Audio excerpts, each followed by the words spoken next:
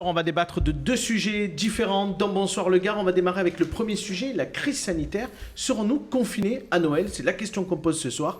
Quelques éléments d'explication en images. Les nouvelles ne sont pas très bonnes sur le front de la crise sanitaire. Dans le Gard, le taux d'incidence progresse vite. Pour le moment, le système hospitalier n'est pas trop impacté. Seules 60 personnes sont actuellement hospitalisées. Oui, mais on le sait maintenant, avec presque 2 ans de recul et 4 vagues successives, les chiffres d'aujourd'hui sont annonciateurs de mauvais présages demain. À ce rythme, et si aucune décision n'est prise, on devrait se rapprocher du record de l'automne 2020. Alors, est-ce que nous serons confinés à Noël? On en parle ce soir dans Bonsoir le Gard. On va forcément poser d'abord la question à la représentante du gouvernement ce soir, la députée Françoise Dumas. Madame Dumas, est-ce qu'on va être confiné à Noël? Alors d'abord, je ne suis pas représentante de ce gouvernement, puisque je contrôle l'action du gouvernement. Ah oui, d'accord, mais en fait, je fais partie du pouvoir législatif, pas du pouvoir exécutif, en tout cas pas à cette heure. Donc, non, mais oui, c'était trop facile. On vous posera la question tout à l'heure. C'était trop facile. Non, mais pour revenir au sujet, effectivement, les chiffres, vous avez raison de le dire, et puis on l'a expliqué ce matin sur Objectif Gard, il n'y a pas d'impact à ce stade dans le monde hospitalier. Non, la réalité, quand même, c'est que les chiffres sont en train de monter très fort dans le Gard. Alors, les chiffres sont en train de monter, mais il faut ramener les choses à leur proportion. C'est-à-dire qu'en fait, on a 6 millions de personnes actuellement qui devraient être vaccinées, qui ne le sont toujours pas. En France, donc j'imagine que dans le Gard, il doit y avoir à peu près la même proportion, il n'y a pas de raison.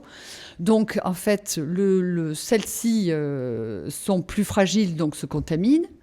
Et donc, elles contaminent tout le monde. Alors après, voilà, le virus continue à circuler. Mais quand on est vacciné, on peut attraper à nouveau, on peut être à nouveau contaminé, on peut parfois aussi ne pas être malade, mais le transmettre soi-même.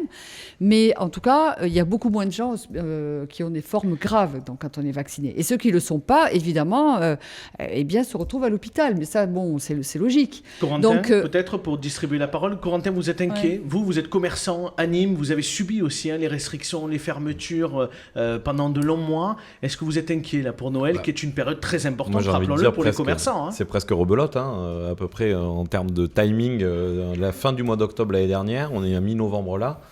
Effectivement, l'épidémie reprend fort, on est sur des cycles.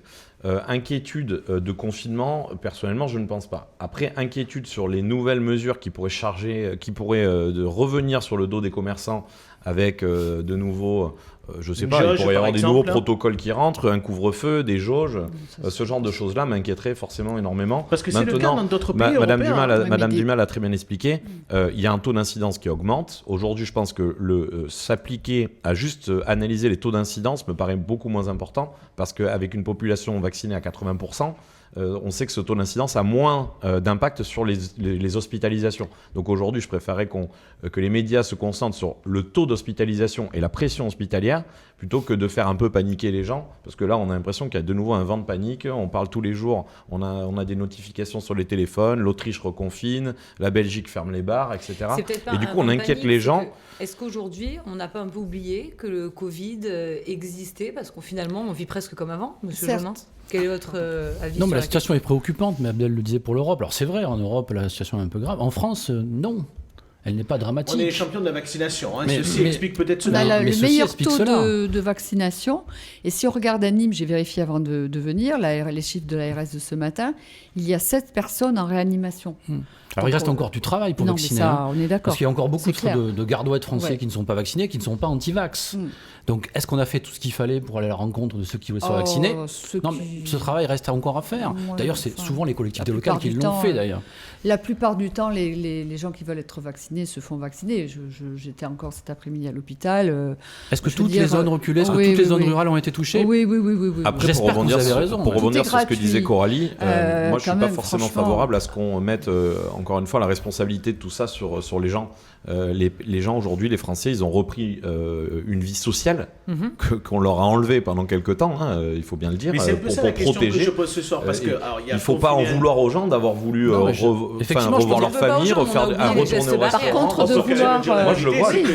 Plus personne ne respecte les gestes mais il y a quand même une même. discipline. Enfin, les gens, moi, quand ils rentrent dans mon restaurant, pour ma part, les gens rentrent tous avec le masque. Ils se présentent et une fois qu'ils sont installés à leur table, ils enlèvent leur masque. L'irresponsabilité, c'est de ne pas aller se faire vacciner. C'est de refuser une vaccination. sûr. Non, mais je pense qu'il faut faire aussi confiance aux gens. Là. Il ne faut pas dramatiser outre mesure. Oui, il faut faire confiance. Et effectivement, il faut peut-être revenir à un respect plus important des gestes barrières, qui est une forme de solidarité les uns vis-à-vis des autres. Là, il y a eu un peu de relâchement. Mais sinon, faisons confiance. C'est la 5e vague. On n'est pas surpris par ce qui se passe. On ne découvre pas ce qui se passe. On a mis en place quelques outils, on va les adapter, on va trouver une solution. Enfin, quelques outils quand même. Emmanuel Macron, il a mis en place le pass sanitaire. Et puis, il ne faut pas s'inquiéter, mais gouverner, c'est aussi prévoir. Et si la 5e vague, elle arrive, que le vaccin Pfizer fait moins effet, est-ce qu'il y a une bonne politique de dose de rappel pour tout le monde? Mais bien sûr, là on attend aussi, ce sont les spécialistes qui vont le dire. C'est pas le président, il prend ses décisions en fonction aussi des experts en la matière qui voient les choses évoluer. Mais on est quand même on a le taux de couverture le plus élevé. On compare aussi avec des choses avec l'Autriche, mais qui était celui qui était le moins vacciné. Tout à fait. On voit bien, les gens portent tous le masque, donc c'est une co-responsabilité. Donc pour vous, ce soir, unanimement, on ne devrait pas connaître de confinement à Noël. Non. On passe au deuxième sujet de ce soir, le contexte international qui est de plus en plus prégnant dans les élections présidentielles. La France ne devrait malheureusement pas y échapper en 2022. Les enjeux en images. Terrorisme, crise sanitaire, fake news diffusées à partir de pays étrangers, cybersécurité, mais aussi migrants à la frontière polonaise ou encore présidence française de l'Union européenne. À partir du 1er janvier 2022, l'élection présidentielle de l'an prochain pourrait être fortement impactée par cette actualité internationale et reléguer les enjeux nationaux au second plan. Pourtant, tous les candidats font en sorte de limiter leurs propositions aux frontières hexagonales, comme si la France était isolée du monde. Est-ce que l'on peut prétendre devenir chef de l'État en France aujourd'hui sans prendre en compte le contexte international? On en débat ce soir dans Bonsoir le Gard. On va démarrer avec Pierre Jomain sur cette interrogation. Votre candidate, je crois que c'est Anne Hidalgo. Est-ce que vous considérez qu'Anne Hidalgo, aujourd'hui, qui est candidate à l'élection présidentielle, parle suffisamment du contexte international? Alors, au-delà de ça, bien sûr, ce qui se passe dans le monde influence le vote de nos élections. Objectif Gard, on peut le voir dans le monde entier. C'est vrai pour toutes les informations. Donc, tout ce qui se passe dans le monde arrive dans mon salon. Donc, je suis influencé par ce qui se passe. Ensuite, on en discutera, mais on a aussi des puissances étrangères qui s'invitent dans le débat et qui, notamment la Russie pour les élections américaines, mais aussi en Europe, a eu de l'influence. Donc là-dessus, c'est une question de défense nationale. Peut-être que Madame la députée nous en parlera tout à l'heure, mais là-dessus, il faut qu'on soit extrêmement vigilant. Après, une campagne électorale, fait allusion à la campagne d'Anne Hidalgo, oui, bien sûr qu'on parlera du monde, de ce qui se passe dans le monde. Et d'ailleurs, c'est une bonne chose. Je pense qu'il est très important qu'on ait une vision globale de ce qui se passe. Ça serait quand même très dommage que dans un débat présidentiel et législatif, on soit étriqué dans une question sur le monde. Présidentiel, à part l'extrême droite qui parle de l'immigration à travers le prisme éventuellement international, pas le sentiment que la gauche aujourd'hui s'est emparée de ces sujets. Lula est venu à la rencontre d'Anne Hidalgo il y a quelques jours. Si ce n'est pas pour lancer un message international, les socialistes européens se sont réunis à cette occasion-là pour avoir une parole commune. Non, ce n'est pas vrai, Abdel. C'est pas vrai, la gauche s'intéresse à l'international. Je pose des questions. Corentin, quel est votre sentiment? Est-ce qu'on peut avoir de la crainte aussi d'imaginer que l'élection présidentielle se joue aussi sur un contexte international détérioré? Alors moi, je vous avoue que je ne suis pas encore trop rentré dans ce débat présidentiel, donc je le suis d'un peu loin pour le moment. Mais est-ce que ça pourrait jouer dans votre choix? Par rapport, oui, moi, ça jouera effectivement sur mon choix, mais moi, par exemple, aujourd'hui, ça n'apparaissait pas dans ce qu'on a vu dans les vidéos, mais moi, c'est la question environnementale qui pour moi, concerne l'échelle de la planète. Quand on voit qu'aujourd'hui, la COP est un nouvel échec, ou en tout cas, si c'est un échec, on peut le dire. C'est un échec, clairement, on va pas mâcher les mots. On voit que cette question aujourd'hui environnementale, elle est prégnante sur la planète qu'on veut léguer à nos enfants demain. Moi, je suis jeune, je m'inquiète clairement de l'évolution des choses. Après, encore une fois, il y a deux visions de l'écologie et de la défense de l'environnement. Ça passe aussi par la défense de nos territoires ruraux. Donc, ce sujet de l'environnement, pour moi, doit être un sujet international qui sera à prendre en compte dans l'élection présidentielle. Madame Dumas, bien évidemment, on pose la question à celle qui est présidente d'une commission nationale et des forces armées.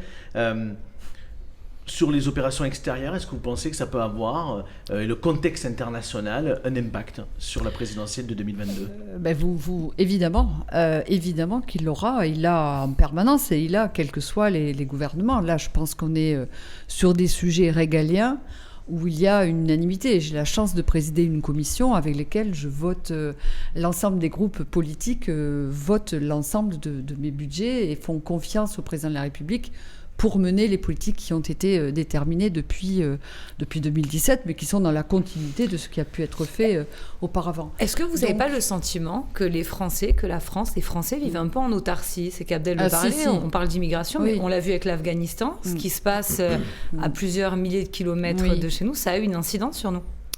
Alors ça a une incidence, on l'a vu, la situation en Afghanistan a créé quand même, a sidéré notre pays, a sidéré les Français, parce qu'ils se sont rendus compte de notre vulnérabilité, puisque la première des choses que nous avons dû faire, et c'est pour ça que nous sommes déployés aussi aux Émirats Arabes Unis, on a des forces déployées sur l'ensemble du Moyen-Orient, justement pour essayer de pouvoir nous redéployer. On est quand même la 5e, la 6e puissance du monde. On a une capacité large, on va du monde de la dissuasion à l'intervention. On est membre permanent de l'OTAN. On a beaucoup d'atouts, si vous voulez, sur la scène internationale. Et notre façon de faire a été extrêmement utile pour les Américains et avec les autres pays européens, pour rapatrier un certain nombre de nos ressortissants français et afghans. Il y a l'Afghanistan parce que c'était un sujet chaud. Oui, mais c'était un bel exemple. Un bel exemple. Malheureusement, un exemple très concret où on a vu qu'il y avait nécessité à créer une forme de souveraineté européenne commune qui soit parallèle à celle de l'Alliance Atlantique, puisqu'on est adossé aux États-Unis pour le faire face à un certain nombre de crises. Et en fait, on s'aperçoit que seul, on ne peut rien, on ne pourra jamais rien faire seul. Mais ma question initiale, c'était plutôt Corentin et Pierre, de dire aujourd'hui comment ça se fait que les Français ne se sentent pas forcément concernés par ce qui se passe, alors au-delà de la Méditerranée, par exemple, en Afrique, et qui ne voient que les conséquences, et qu'on regarde la problématique de l'immigration par le petit bout de la lorgnette, alors qu'il est beaucoup plus large que ça. Moi, je ne suis pas sûr que les Français ne s'intéressent pas à ces questions-là, Coralie. On en parle moins, et d'ailleurs, c'est tout à l'honneur d'Objectif d'en parler ce soir. Non, les Français s'intéressent, posent des questions. On a beaucoup de familles avec des enfants qui vivent à l'étranger, avec beaucoup plus de croisements qu'à une époque. Et donc, je pense que non, les Français s'intéressent à ça. Sauf que bien souvent, dans le débat politique, on ne parle que par le petit prisme des choses. Parfois, les questions d'immigration, qui est quand même très restrictif au regard des relations internationales.